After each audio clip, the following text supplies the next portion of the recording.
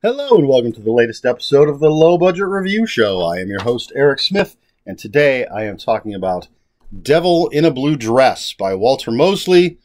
This edition is from somebody, and my lighting here is not that great, so I can't. Washington Square Press. It's a Simon & Schuster. Anyway, Devil in a Blue Dress, Walter Mosley. This is the 30th anniversary edition. It's the first Easy Rawlins novel. There you go, you can see that.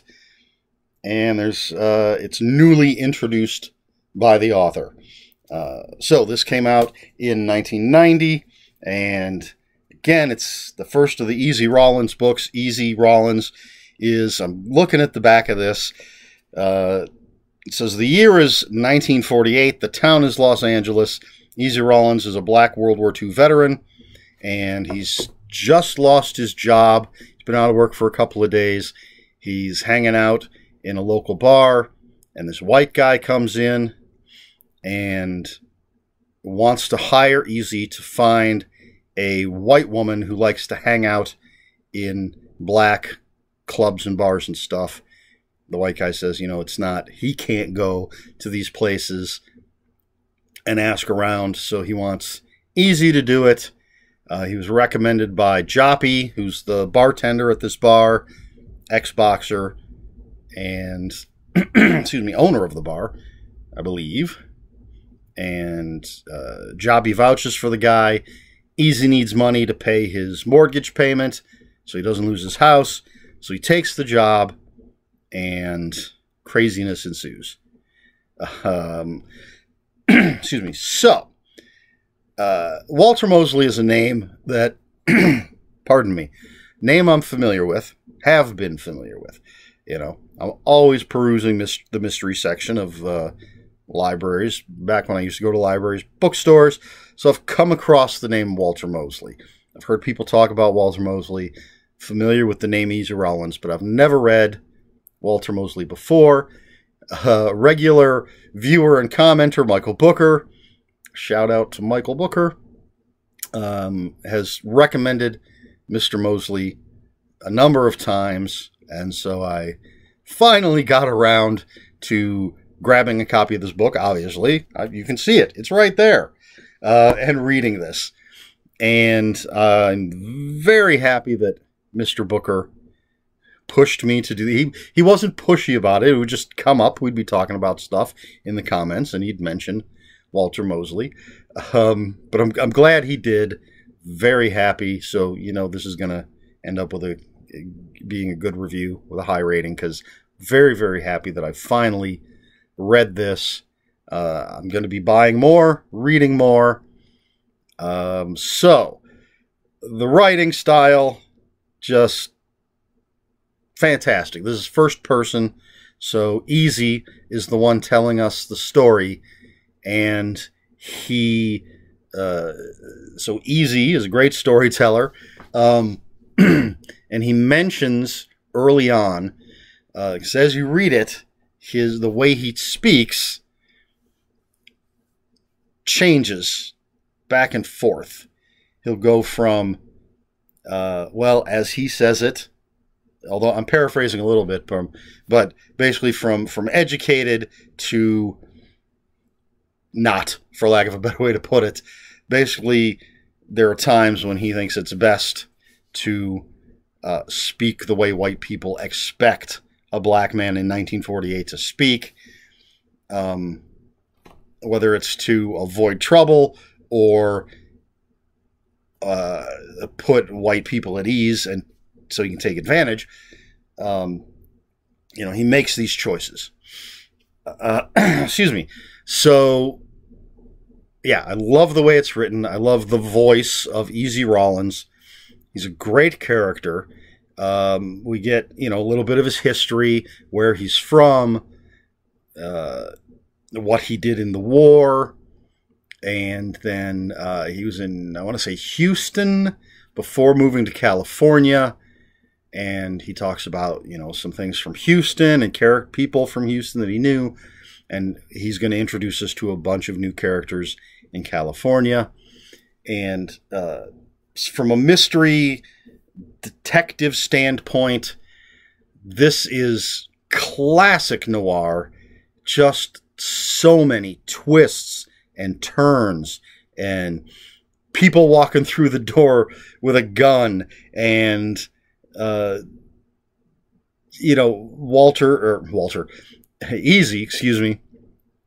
Easy goes through something and then he just wants to get home and get some rest. And there's either somebody there waiting for him who's going to whisk him away to more trouble, or someone shows up and causes more trouble, and you don't know who's on whose side. It's twisty, it's turny, it's fantastic. I'm so reminded of Raymond Chandler and Dashiell Hammett, that kind of thing. It's that kind of twisty, turny story. How many times can I say twisty and turny? Let's count. No, I'm not going to. You can if you want. So great mystery, well told. The characters are fleshed out. We get to know Joppy. We get to know the white guy whose name I cannot remember off the top of my head, and the other characters we meet along the way. Easy knows these places that the white girl, her name's Daphne Monet, he knows the places where she's most likely to be if she likes to go to these black clubs and bars and stuff, and he knows the people there.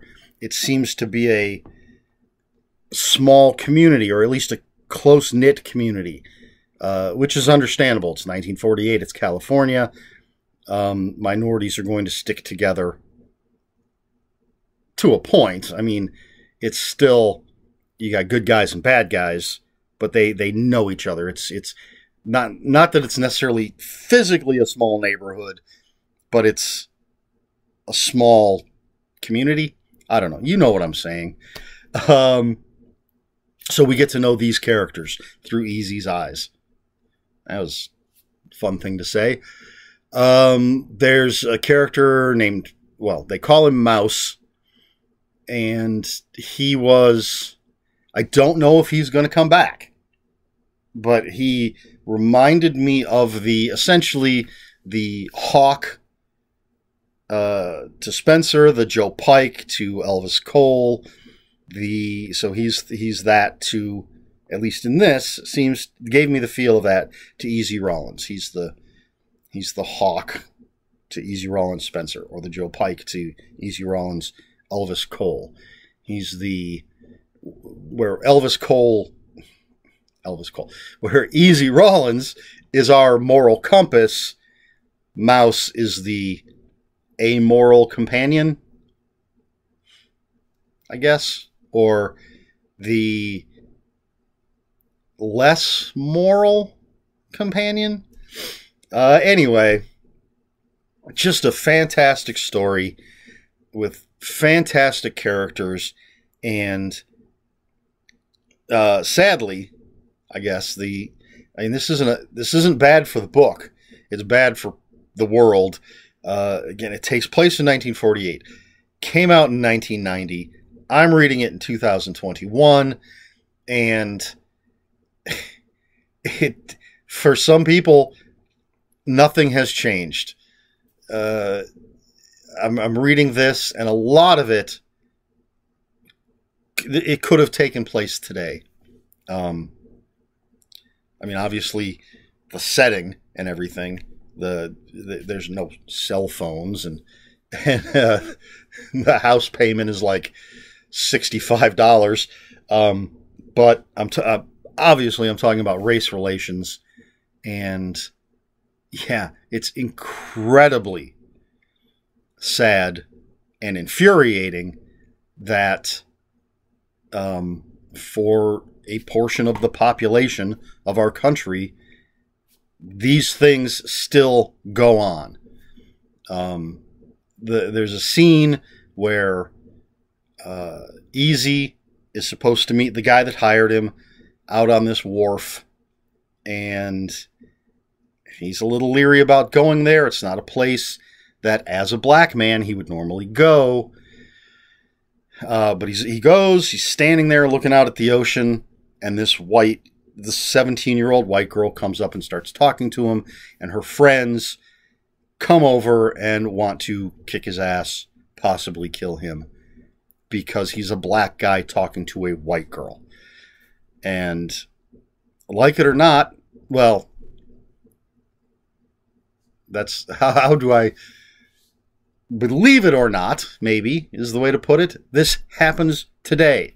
It still happens. And that sucks. It's insane. But anyway, so I loved reading this. It's fantastic. I'm going to read the rest. It was just slightly depressing. Because unfortunately not that much seems to have changed. So there's my soapbox moment. Other than that, it's just a fantastic, well-told mystery with fantastic characters. And Easy, at the beginning, obviously, not a detective, just a guy who lost his job, gets hired to do something. At the end of it, I don't think he's officially licensed. It doesn't mention that, but he's taking jobs helping people. He's kind of a hero for hire, if I may say so myself. That's a Luke Cage reference for those who don't know.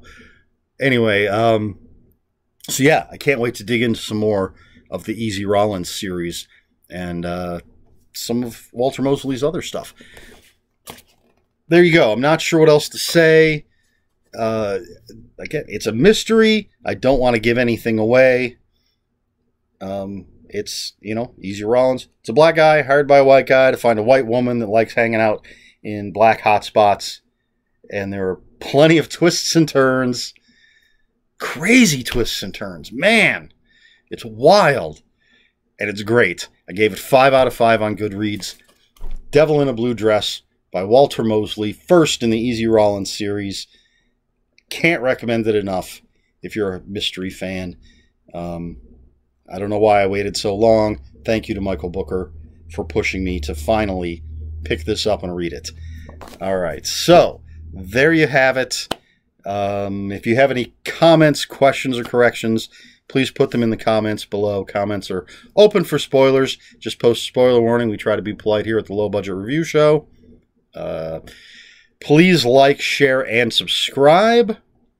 And if you want to follow me on other social media, my Twitter is @Ronin5757. My Instagram, where I post pictures of books, comics, board games, and fuzzy animals, is EricSmith5757. That's ErikSmith 5757. That's it. This has been the Low Budget Review Show. I have been Eric Smith, and until next time, read more books.